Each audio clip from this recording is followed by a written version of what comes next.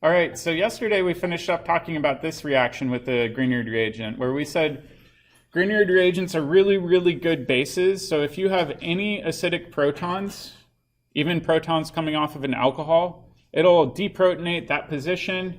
You'll be left with an alkoxide anion, and your Grignard reagent is dead. So in this case, we need to figure out a way to prevent this reaction from happening. That way our Grignard reagent, rather than deprotonating the alcohol, can attack the aldehyde. So let's take a look at the solution. The solution is to use a protecting group.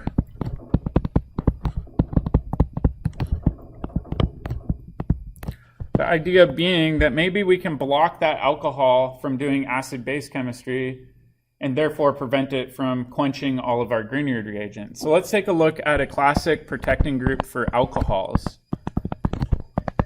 So I'm just going to do a generic alcohol. This works for alcohols, not carboxylic acids. Remember that they're not entirely the same. And what we're going to do is we're going to treat it with this reagent.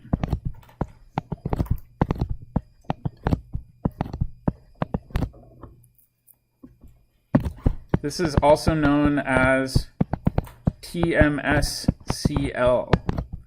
It's trimethylsilyl chloride. So it's kind of a mouthful. We often just use the abbreviation because it's a lot easier to work with. All right? And the next step, what we're going to do is we're going to have this alcohol actually attack the silicon and kick off our carbon. A lot of times students will say, wait, this looks like an SN2 reaction. That looks way too crowded for an SN2 reaction. Why do you think it might be allowed in this case? What do you think? Silicon's way bigger than carbon because it's down that column. Because it's bigger, it actually makes it less crowded and we can do SN2 chemistry on it. So it's kind of unique that way. All right, so now in the next step, we're going to form an oxygen-silicon bond. This oxygen has a positive charge, and then oftentimes in this reaction, you react it with some sort of base. Something like triethylamine in this case is nice and bulky. It's not going to do any unwanted SN2 chemistry. Grab this proton.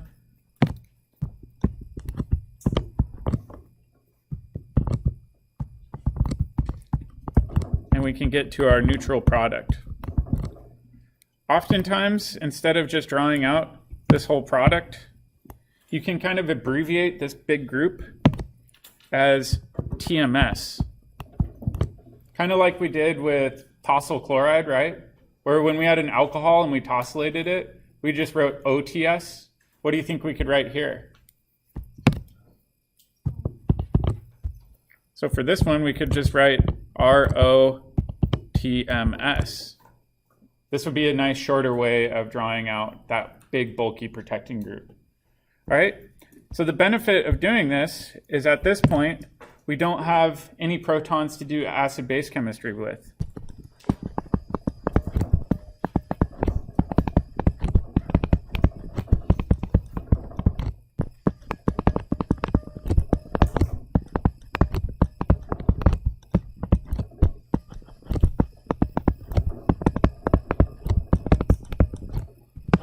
All right, so let's kind of see this in action. All right, so let's use the example we previously did. In the previous example, we had this alcohol. And we had a ketone, right? So what we could do in the first step is we could react this with TMSCl, and we could react it with our base. And then we can protect that alcohol with the TMS group. So now that group is entirely protected. And now we can treat this with methyl magnesium bromide. We don't have to worry about acid-base chemistry anymore. And we can react that with water. What do you think our product's going to look like? Are we going to get an alcohol, ketone, ester? What will our product be?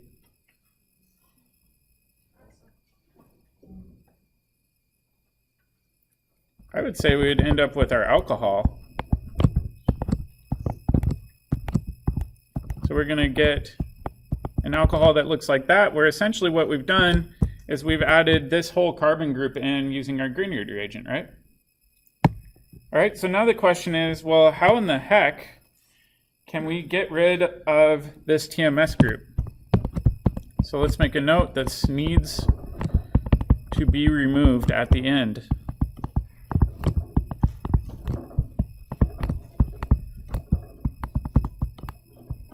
All right, so we have to use a special reagent in order to accomplish this. The most common reagent that we use is called TBAF. I know I'm throwing a lot of alphabet soup at you today, but we'll describe what TBAF is.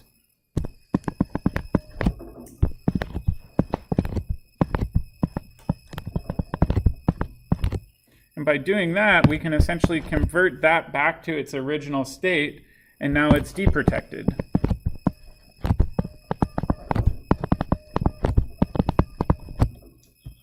All right, so let's make a note.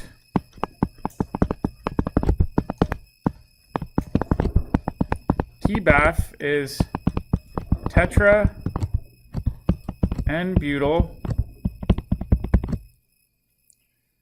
ammonium fluoride. It's kind of a mouthful, that's why we just call it TBAF. It's a lot easier to say TBAF than tell somebody to grab a bottle of tetra N-butyl ammonium fluoride. All right, so let's take a look at what this looks like. What's an ammonium? It's a nitrogen with a positive charge, meaning it has 4 groups off of it, right? Yep. No, the TMS is not a leaving group, it's a protecting group. So it won't do SN2 chemistry. That's a great question. It's only a protecting group. All right, so an ammonium ion is a nitrogen with 4 things coming off of it. In this case, we know we've got N-butyl groups. What do you think N stands for? Normal, meaning unbranched. How many carbons are in butyl groups? 4. So we've got 1, 2, 3, 4.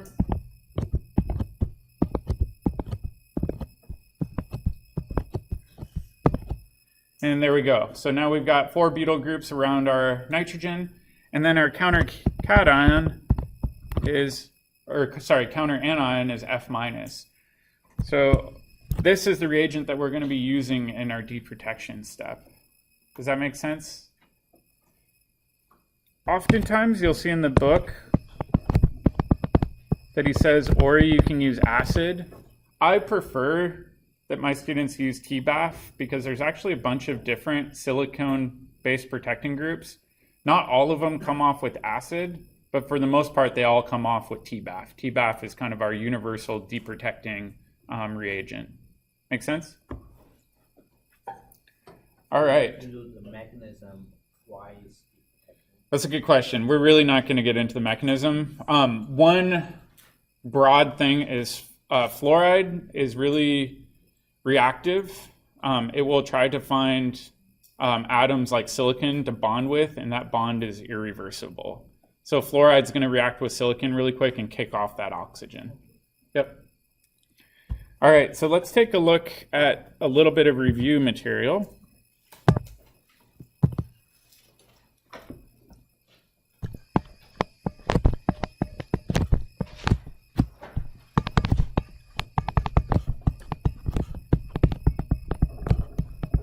So previously in this chapter, we've been looking at how to prepare alcohols, meaning how to make them. This time we're going to say, all right, great, we know how to make alcohols. Now what can we do with them? How are alcohols reactive? So let's do some review. So let's say I have this alcohol that I've made, and I actually want to go backwards, and I want to swap out that alcohol for bromine. Can I just throw in Br minus? Why not? It's a bad leaving group. Alcohols are terrible leaving groups. All right, how can we get around bad leaving groups? We've got two options. Tosylation. Okay. So we do tosyl chloride and pyridine. All right, at that point, we would have a good leaving group. Now what do we need as our nucleophile?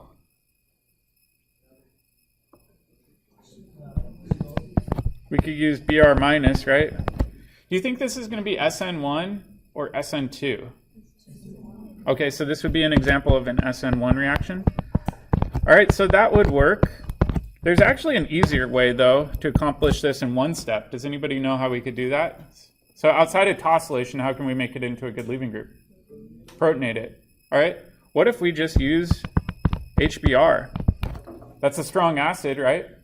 Step one, we would protonate that alcohol, make it a good leaving group. That water would then fall off, and then the Br minus, our conjugate base, could just attack right back in.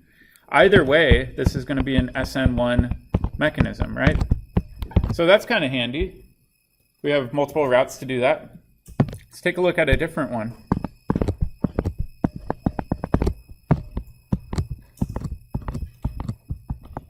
Let's think about this one. Oh, wait, no. That's the same. This one. It's the same idea. Alcohols are terrible leaving groups. We can't just throw a Br minus at it because they won't come off. So again, we could say, well, maybe let's tosylate it. So we'll use TSCl and pyridine, just like we did above. And then what nucleophile would we need for step 2? Br minus again. Really, that's the best nucleophile we've got for this situation. Would this be SN1 or SN2? SN2. Why would it be SN2? Yeah, we've got a primary carbon right here. We're up here. We said that this is tertiary. It's way, way, way too hindered for SN2, right? However, tertiary carbons we know form relatively stable carbocations and can do SN1. All right? What about doing our other method? Will this work with HBr? It's actually kind of tricky. It will work. Let's try to rationalize what's going on. What's the first step going to be? Fastest reaction in chemistry? Acid-base chemistry. So first reaction, let's even just pencil it in. You can do this in your notes if you want. But we do HBr. We can protonate that. All right. Will the water just fall off on its own? I don't think so. That would give us a primary carbocation. However, we have Br minus floating around. And we said that because it's primary, this could do SN2. And we could kick that off and make our final product. So really, both of these are examples of SN2 reactions. Both are completely allowable. It's kind of unique that way. Does that make sense? So I'm just going to erase this down here if that's all right. No? So a lot of this is review from last term. If you are feeling just a little uncomfortable with last term, because I mean that was last year, you can go back and review your notes or watch some of the lecture videos, but we're going to be using a lot of this throughout the year, so it's good not to forget. All right, let's take a look at a different one. This one's a bit different. What if we want a chlorine on there? A lot of students will say, well, in the above example, we're doing the same thing, but with bromine, right? So what if we do tosyl chloride and pyridine? That could work. And then we could treat this with NaCl, or Cl minus, doesn't really matter. And we could get to that final product, right? Again, this would be an example of SN2. Would work no problem. What do you think we could do as a secondary route? HCl? Yeah. However, again, this doesn't work. You actually need a special catalyst.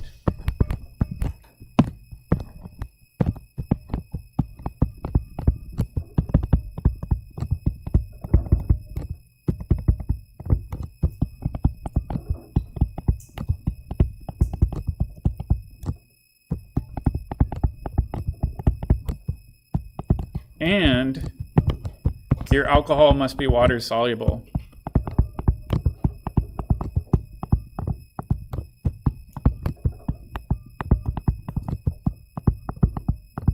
So really, for the most part, when we're doing chemistry for synthesis, my preferred leaving group to work with is bromine. Bromine It's a really nice leaving group. We don't have to worry about all of these weird exceptions like having to throw in zinc chloride.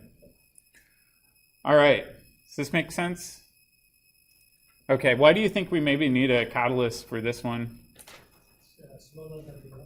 Yeah, it's smaller than BR. It's actually going to be a worse nucleophile and a protic solvent because it's going to be hydrogen bonded tightly. Do you need to know the mechanism? No, we don't need to know the mechanism for that catalytic reaction. Good question. All right, so let's take a look at new methods.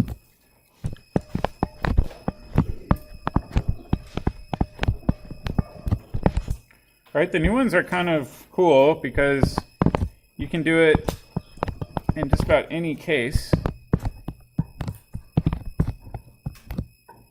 First one is SOCl2. Does anybody remember what PYR stands for? Pyridine. So in this case, pyridine is just going to be our solvent. It's our base too. Nice thing with doing this is you can swap out an alcohol for a chlorine, no problem. You don't need a zinc catalyst, and your starting material doesn't need to be water soluble. So we don't run into all the limitations with the method we saw above. We can do the same thing with bromine. However, we need a different reagent. We need phosphorus tribromide, so PBr3.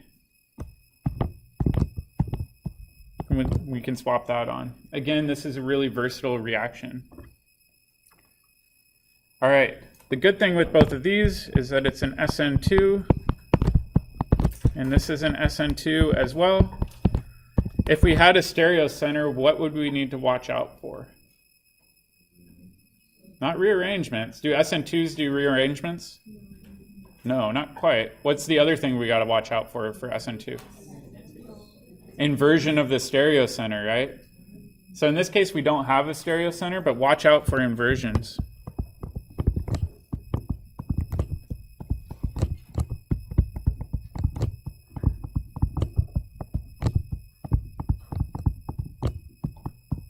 Sorry, I know it's kind of chicken scratch in the corner, but we get the idea. All right, so let's take a look at the mechanisms. These are going to be new and challenging. At least Shay's excited. All right, let's do the first one.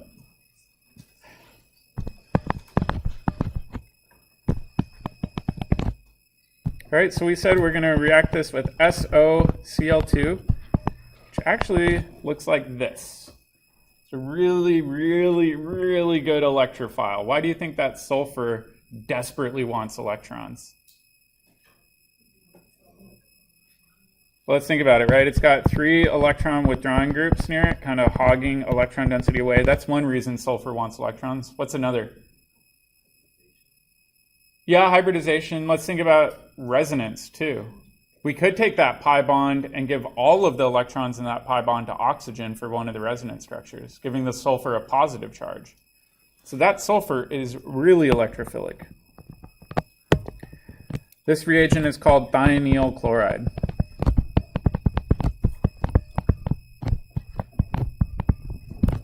All right, so over here I'm just going to make a note.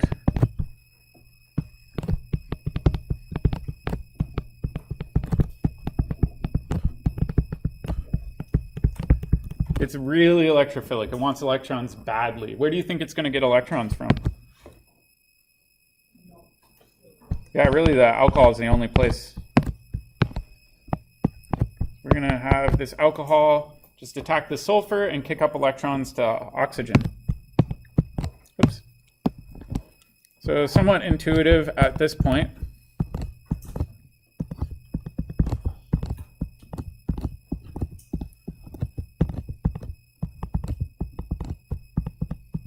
All right, now this oxygen's got a negative charge. What do you think we could do that's kind of reminiscent of what we saw in our pod?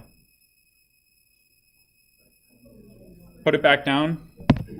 And what are we going to kick off, the oxygen or the chlorine? Which do you think is a better leaving group? Chlorine, definitely. Okay, so now we're making sense of this.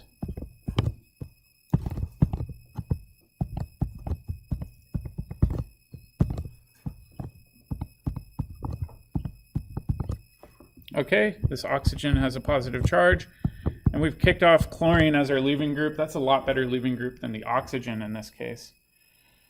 All right, now in the next step, we need to kind of neutralize this.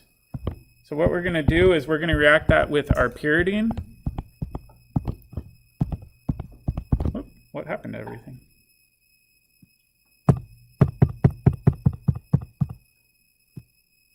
Weird. Sorry, I'll go back in and fill that in. And we're going to steal this proton and make this neutral. So let me go and fix this.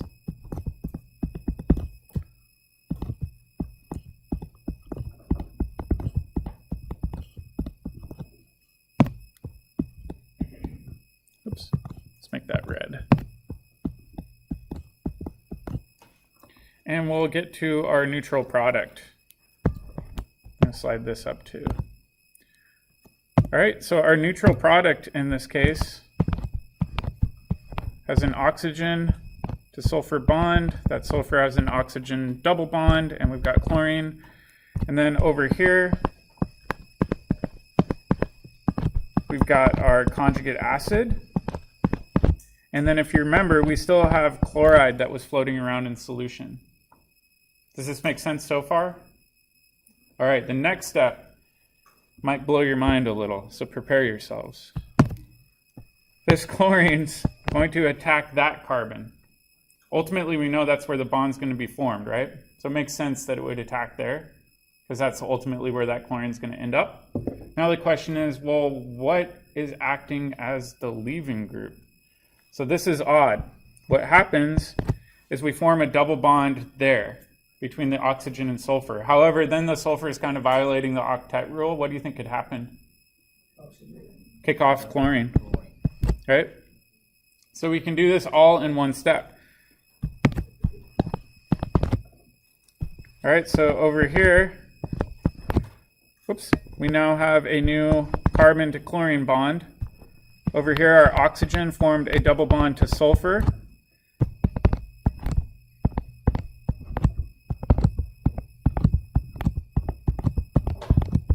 And we still have our conjugate acid around.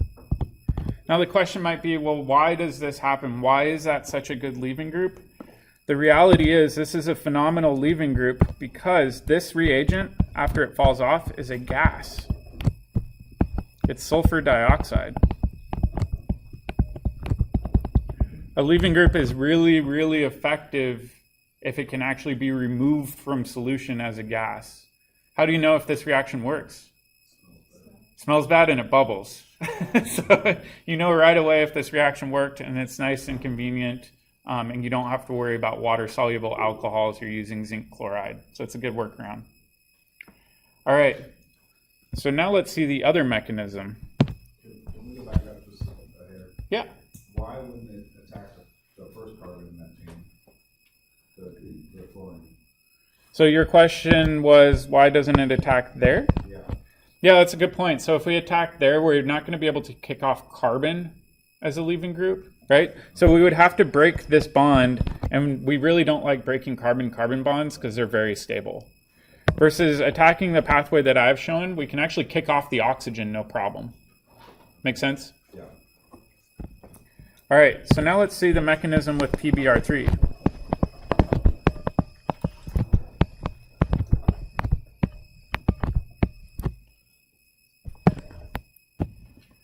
All right, so this one's also kind of unique. We've got this alcohol. We've got phosphorus with 3 bromines. That's phosphorus tribromide. Not too bad. In this case, phosphorus is also really, really electrophilic, just like we saw before. And we've got this alcohol with lone pairs that can attack it. However, we want to avoid violating the octet rule. Let me actually include the lone pairs here. So the best thing we can do to avoid the octet rule violation is what? Kick off a bromine. So now we can kick off this bromine.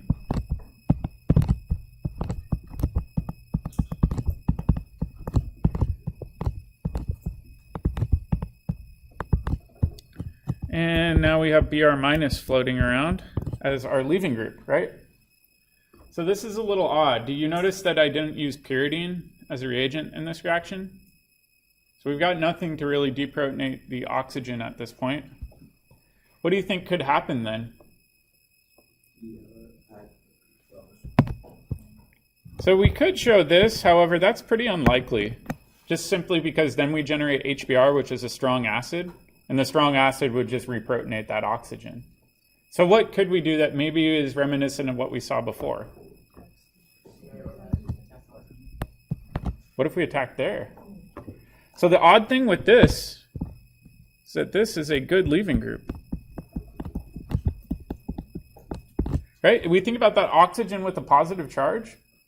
It's a good leaving group, just like if we were to protonate an oxygen. And now we can kick electron density up to that oxygen.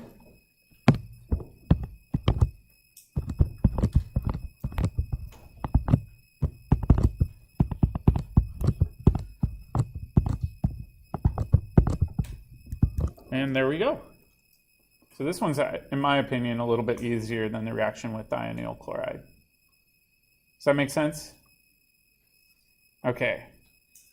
Let's go on, look at the next chunk. So this whole section that we've been looking over, if you notice, we were doing either SN1 or SN2 reactions with alcohols. What else could we do with alcohols? Give you a hint, it's the tab right below. Elimination reactions. All right, so elimination reactions, I'm just going to say review if needed. But remember, we covered that first term a fair amount, so I'm not going to spend a whole chunk of time doing this. But let's practice. Just remembering the transformations. All right? So in an elimination reaction, we're going to get rid of our alcohol and we're going to make a double bond. How can we do that? What reagents do we need?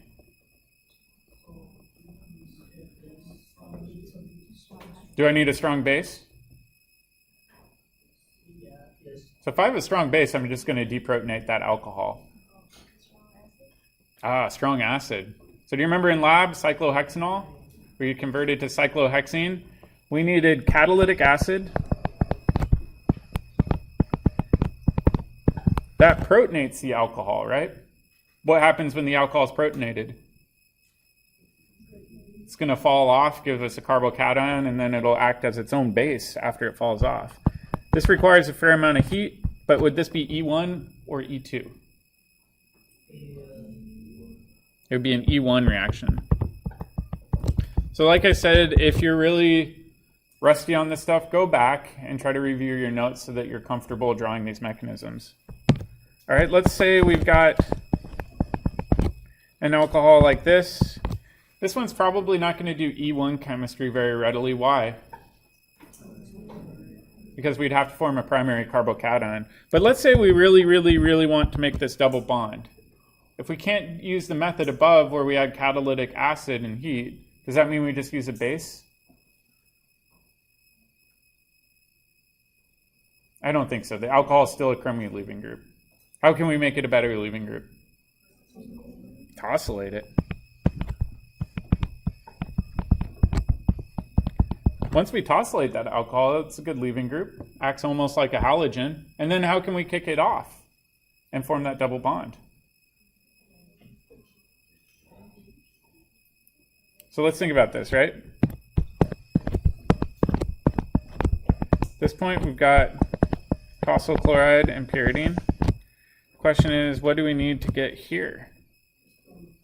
A strong base, absolutely. At this point, there's no acid-base chemistry possible with the alcohol. What would be a good strong base we could use here? Yeah, would we want to use hydroxide? Problem with hydroxide, you don't need to include this in your notes, is it would just do this and take you right back to your starting material, right? Okay, we don't want something that's a good nucleophile. What would be a good non-nucleophilic base? I heard a few people offer some. Hydride. So sodium hydride is a nice good base. It's not going to be a good nucleophile because it's not soluble. So it would reach over and grab one of these beta protons, clamp down, and and kick off our leaving group, and we would get to our final product. So this would be an example of an E2 reaction. Make sense? Main thing to note is this should be non-nucleophilic.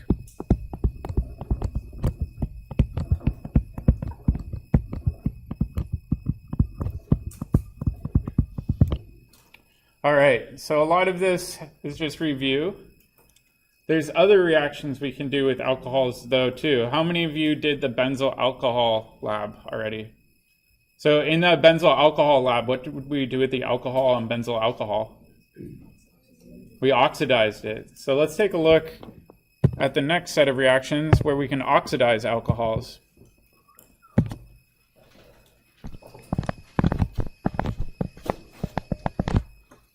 All right, as warm-up, what's the oxidation state of this carbon right here? Well, let's think about it. Carbon normally has a valence of 4. How many electrons would we circle? Give you a hint. There's an assumed hydrogen there, right? So both of those electrons would belong to carbon. What about the carbon-carbon bonds? Just one each. So I would say we'd have 4 circled electrons. So 4 minus 4 would be 0. Got an oxidation state of 0. All right. So in an oxidation reaction, you might have saw in lab, we convert an alcohol to a carbon-oxygen double bond. All right. What's the oxidation state for this carbon? So normally the valence of carbon is 4. This time we would have 2 circled electrons. So this would have an oxidation state of +2, right? So really during this reaction, we've done an oxidation reaction. And we know we've done an oxidation reaction because the oxidation state went from 0 to +2, right? Implying that it lost 2 electrons in the process. And then earlier on in this chapter, we saw that we can actually go backwards, right? So this would be a reduction where we gain 2 electrons back. What would be a good reagent that we could maybe use for this step?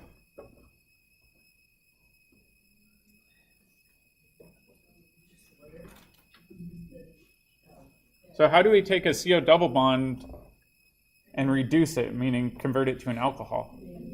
NaBH4, would lithium aluminum hydride work? Yeah, it would. It'd just be overkill for this particular situation. So we've already covered this reaction, so let's just make a note.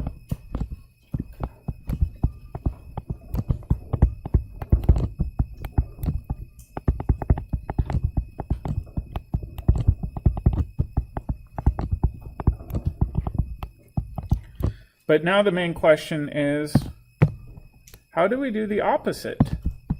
How do we do the direction where we go from the alcohol to the ketone or CO double bond? All right, so let's try doing a few of these.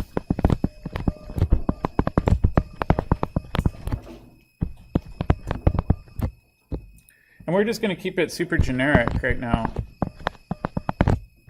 All right, so I'm going to show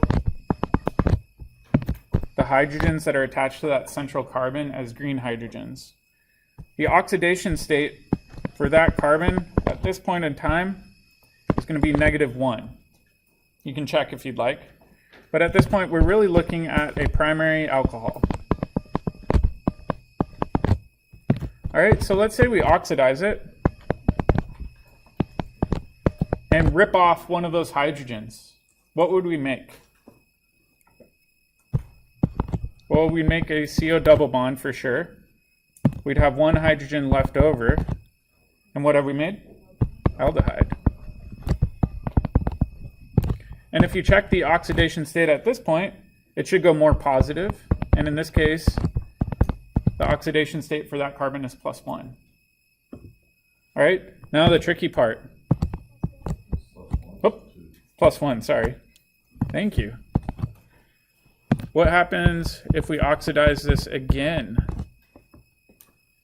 and rip off another hydrogen? What do you think we could maybe make that's going to be a higher oxidation state than an aldehyde? Which one? Not carbon dioxide. That would actually rip off the carbon itself. carboxylic acid.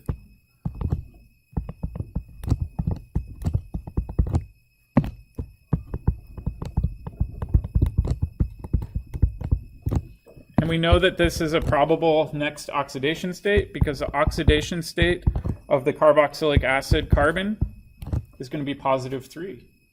So we can oxidize this stepwise through this sequence. Okay, so primary alcohols make sense. Let's try secondary.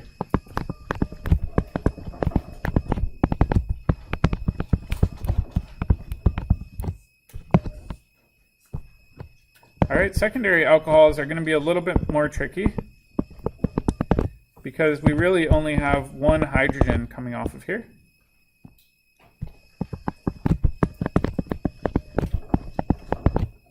And this red carbon has an oxidation state of 0.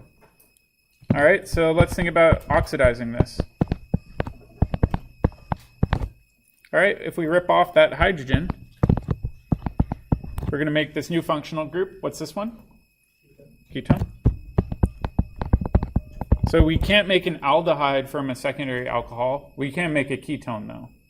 Does that make sense? The only way to make an aldehyde is to have at least one hydrogen left over. In this case, we only had one hydrogen to lose, so it's impossible to have one left over. So the oxidation state here is going to be positive 2. Unfortunately, there's no other oxidation reactions we can do for this without losing a carbon, right? So at this point, we're dead in the water. We can't go any further. All right, let's take a look at tertiary alcohols.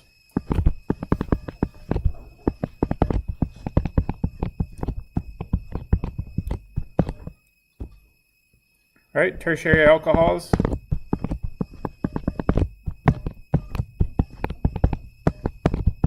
Make some notes here. We got a tertiary alcohol. This tertiary alcohol has what oxidation state? +1. All right. Do you think we can oxidize this? No reaction. In the same way that right here, if we try to oxidize this, we get no reaction that we know of right now.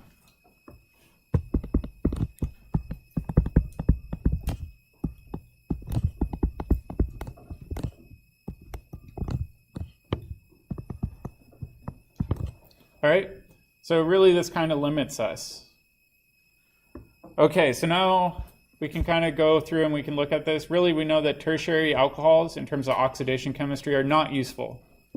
However, primary alcohols, we can either convert to an aldehyde or carboxylic acid, and secondary alcohols we can convert to a ketone. So we've kind of mapped out our possibilities. All right, so now we need to look at the actual reagents. We don't just put ox in a box and expect it to work. We need to actually throw down a reagent.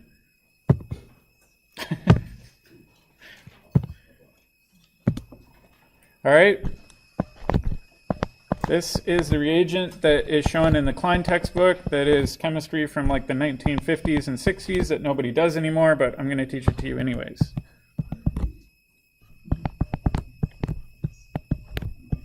So that's a chromium in the middle. So it's chromium trioxide. So this is CrO3. Really nasty stuff. If this gets in the environment, it persists for a while. It's been linked to a lot of cancers and environmental problems. That's why we avoid using it. However, for a long time, this is what they used for oxidation chemistry. So this works, and when you mix it together with a really strong acid,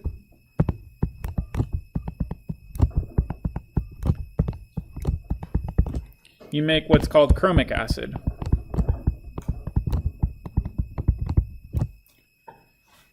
All right, the other alternative that you often see in the Klein textbook is a bit more elaborate, but it's the same idea. So it's got a sodium cation.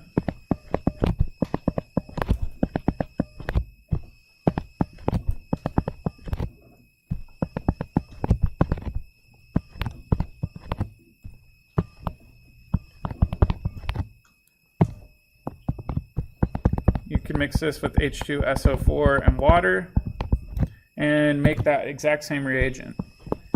They call this in the book Na2Cr2O7. This is sodium dichromate. Either way, when you mix it with acid, you get chromic acid. So this is a really strong oxidizer.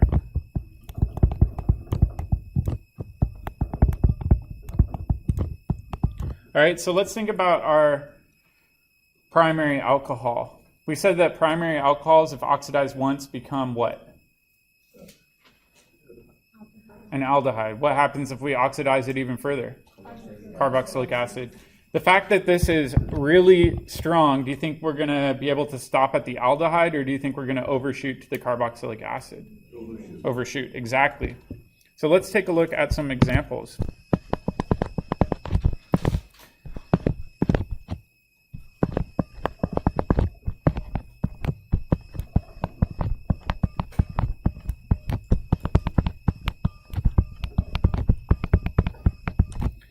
In this case, we've got a primary alcohol with 2 hydrogens off of that central carbon, right?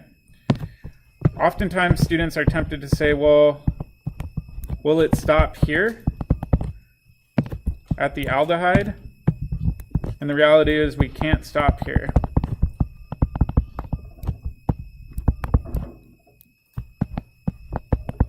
It will overshoot.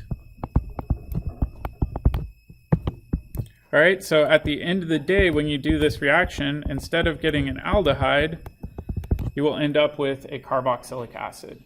So in this situation, you'll go from a primary alcohol to a carboxylic acid. All right, let's take a look at another example. Let's say in this situation, I have my secondary alcohol.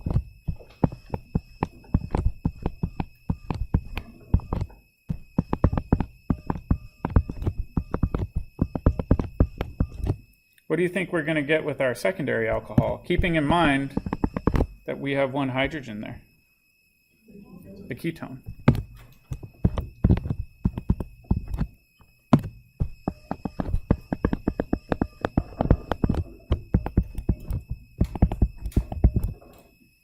Make sense? What about if we had a tertiary alcohol? No reaction, right? Tertiary alcohols we can't oxidize even with a really strong oxidizing agent. Yep. Yeah, so either way, regardless of whether or not we use CrO3, the chromium trioxide, or the reagents I have listed here, we're going to be making the same chromic acid reagent. And in any situation, it's going to overshoot past the aldehyde straight to the carboxylic acid. All right. Let's just stop there for the time being.